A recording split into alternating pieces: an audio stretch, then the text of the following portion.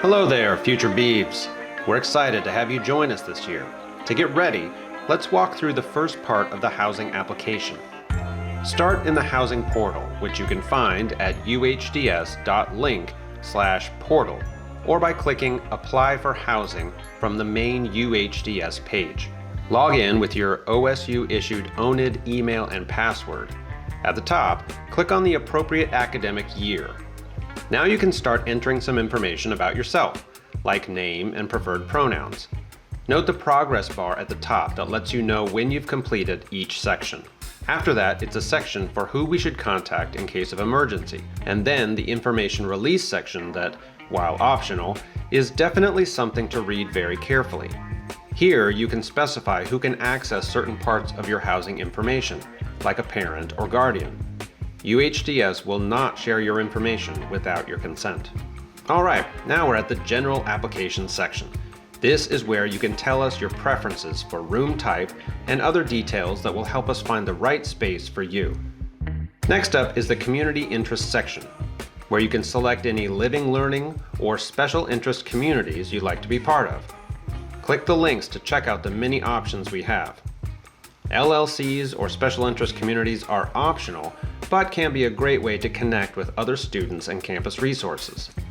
If you'd like to opt in to one of these communities, list your preferences here, with number 1 being your first choice overall. Okay, now we're at the Living Preferences page, where you tell us your top preferences for which residence hall you'd like to call home. If you haven't already, check out our Residence Halls page for information on each building, including pictures, sample room layouts, video tours, and more. When you've got at least 3 preferences, add them to the list here in ranked order. We'll do everything we can to get you one of your top choices, but room availability will determine what we're able to assign, along with other factors like when you submit your housing application and sign your housing contract.